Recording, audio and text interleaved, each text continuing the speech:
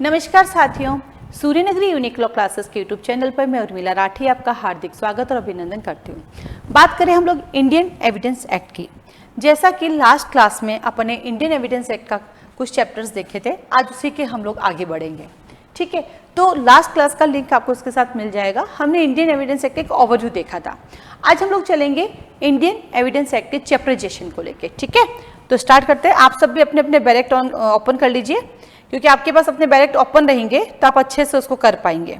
तो अपने अपने बैरेक्ट ओपन कर लीजिए आप लोग। हम बात करते हैं इंडियन एविडेंस एक्ट 1872 की।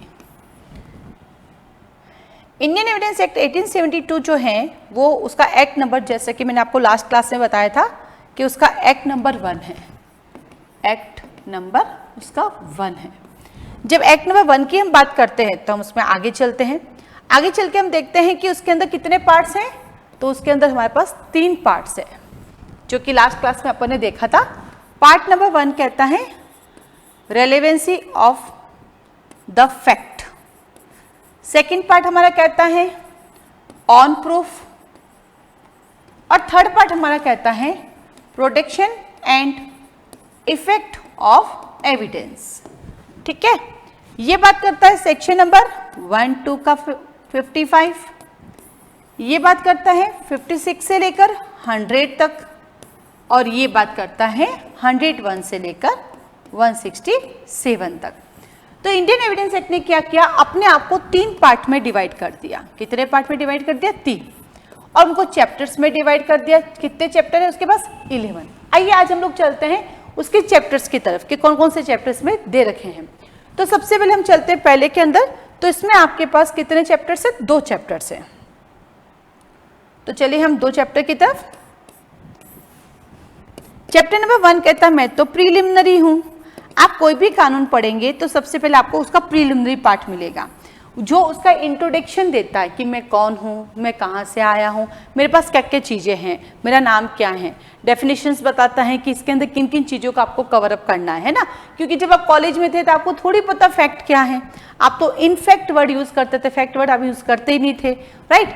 तो कॉलेज के अंदर आपको नहीं पता रेलेवेंट क्या होता है, इरेलेवेंट क्या होता है, ये सब एविडेंस एक्ट में कैसे पता चलेगा? तो वो उसका इंट्रोडक्शन पार्ट होता है, प्रीलिमिनरी। सीआरपीसी में जाओगे तो चैप्टर 1 प्रीलिमिनरी है, कॉन्ट्रैक्ट में जाओगे तो स्टार्टिंग प्रीलिमिनरी है, टीपी एक्ट में जाओगे तो वो चैप्टर 1 प्रीलिमिनरी है, सीपीसी में जाओगे तो स्टार्टिंग प्रीलिमिनरी है। और इसका मेन ऑब्जेक्ट यही होता है कि वो आपको उस पूरे कानून का इंट्रोडक्शन देता है। अब हम किसकी बात कर रहे हैं? इंडियन एविडेंस एक्ट की। तो यहाँ पे किसकी बात आएगी? रेलेवेंसी की। किसकी बात आएगी? रेलेवेंसी की। तो चैप्टर नंबर 2 कहता है relevancy of fact. Relevancy of facts यानी जो पार्ट 1 है वही आपका चैप्टर 2 है। ये बात करता है सेक्शन 1 से लेके 4 की, 1, 2 का 4, और ये बात करता है 5 से लेके 55 तक की। ये जो बात है 5 से 55, यहाँ से प्री का पक्का क्वेश्चन आता है कि what do you mean relevancy of fact. Relevancy of fact कहाँ से कहाँ तक दी गई है, तो आप कह सकते हैं सेक्शन 5 to 55। पर कई बार आता है सेक्शन 6 से 55, तो कई बार आता है 1 से 55। ये 3 चीज़ें बड़ी कंफ्यूजिंग है यहाँ पे कि प्री के क्वेश्चन में आपको किसका आंसर लिखना है, 1 से 55 लिखना है, या 5 से 55 लिखना है, या 6 से 55। क्योंकि ऑप्शन में बेटा ये आते हैं A, B, C और D आ जाता है आपके पास 7 to 55। अब वो डिपेंड ऑन क्वेश्चन है। आप क्वेश्चन को ढंग से पढ़ेंगे कि वो पूरा रेलेवेंसी ऑफ फैक्ट पूछ रहा है तो 1 to 55 है, यदि वो इस बिहाफ पर पूछ रहे हैं तो 5 to 55 है, और यदि वो क्वेश्चन सेक्शन 5 से पूछ रहा है, यदि वो क्वेश्चन सेक्शन 5 से पूछ रहा है तो उस केस में 6 to 55 है। क्योंकि जब आप सेक्शन 5 पढ़ेंगे, जब आप सेक्शन 5 पढ़ेंगे तो वहां पे एक चीज नोट करना, सेक्शन 5 कहता है कि इसके बाद दी गई, यानी सेक्शन 6 से 55 जो दिए गए उनकी रेलेवेंसी की बात कर रहा है। तो क्वेश्चन आपको बताएगा कि वो 1 से 55 पूछ रहा है, 5 to 55 पूछ रहा है, या फिर 6 to 55 है। यहां से पूछेंगे तो आएगा पार्ट से क्वेश्चन, पार्ट 1 का। यहां से पूछेंगे तो आएगा चैप्टर 2 का क्वेश्चन, और ये पूछेंगे तो आएगा सेक्शन 5 से क्वेश्चन। बस ये पहचान लिया तो ये क्वेश्चन आपका कभी गलत नहीं होगा। आप परीक्षा मंथन सॉल्व करना, नारायण सिंह सॉल्व करना, पुराने पेपर्स देखना, आपको ये क्वेश्चन सब जगह मिलेगा। तो चैप्टर 1 कहता मैं तो प्रीलिमिनरी हूँ, 1 2 का 4, तो चैप्टर 2 कहता मैं तो रेलेवेंसी ऑफ फैक्ट 5 से लेके 55। आगे चलते हैं, इसको अपन हटा देते हैं, थोड़ा सा स्पेस ले लेते हैं फिर से अपन, फिर चलते हैं पार्ट नंबर 2 पे। पार्ट नंबर 2 कहता है कि चैप्टर नंबर 3 ऐसे फैक्ट्स जिन्हें प्रूव करने की आवश्यकता नहीं होती, facts which need not to be proved. क्यों?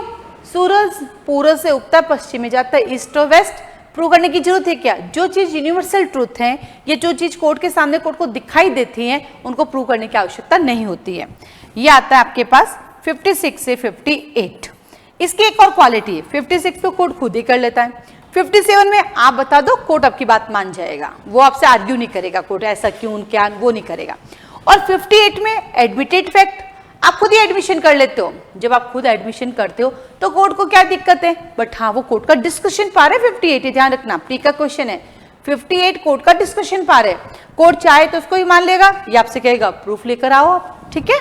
फिर कहता कैसे पेश करोगे, तो 4 कहता ऑरल कर लेते, ऑरल एविडेंस दे दो, 5 कहता है डॉक्यूमेंट्री एविडेंस दे दो, और 6 कहता है exclusion of oral by documentary evidence. कहां से कहां तक ये है, 59 से 60, ये है 61 से 90A, और ये है 91 से 100। अब जो 91 से 100 है ना, इसकी भी क्वालिटी है, पता क्या क्वालिटी है? क्वालिटी ये है बेटा कि जैसे कि आपको पता है कि इंडियन एविडेंस एक्ट एक प्रोसीजर लॉ है, और कैसा प्रोसीजर लॉ है? ये सिविल का भी प्रोसीजर लॉ है, ये क्रिमिनल का भी प्रोसीजर लॉ है। क्या कहा मैंने आपको? इंडियन एविडेंस एक्ट, ये आपका इंडियन एविडेंस एक्ट एक प्रोसीजर लॉ है, और ये किसका प्रोसीजर लॉ है? ये सिविल का भी है और ये क्रिमिनल का भी है। इसका मतलब ये सिविल और क्रिमिनल दोनों पे अप्लाई होता है, ये सिविल और क्रिमिनल दोनों पे अप्लाई होता है। तो वापस चलते हैं हम चैप्टर 6 की तरफ, और ये जो चैप्टर 6 है ना, ये बड़ा यूनिक है, एकदम यूनिक लॉ क्लासेस की तरह, और ये सिर्फ और सिर्फ सिविल मैटर पे अप्लाई होता है। किस पे अप्लाई होता है? सिर्फ सिविल पे, ये क्रिमिनल पे अप्लाई नहीं होता। तो लिख दीजिए जो चैप्टर हमारा 6 है वो सिर्फ सिविल मैटर पे अप्लाई होता है, सिविल मैटर्स पे अप्लाई होता है, ठीक है। तो यहाँ पे आ जाता अपने पास चैप्टर पार्ट नंबर 1 के 1 और 2, फिर पार्ट नंबर 2 के पास कितने चैप्टर थे? 3, 4, 5 और 6। अब चलते हम पार्ट नंबर 3 की तरफ, पार्ट नंबर 3 की तरफ चलते हैं। पार्ट नंबर 3 के लिए हमें थोड़ा सा स्पेस चाहिए, तो हम स्पेस ले लेते हैं, थोड़ा सा इसको बड़ा करके, ये लीजिए।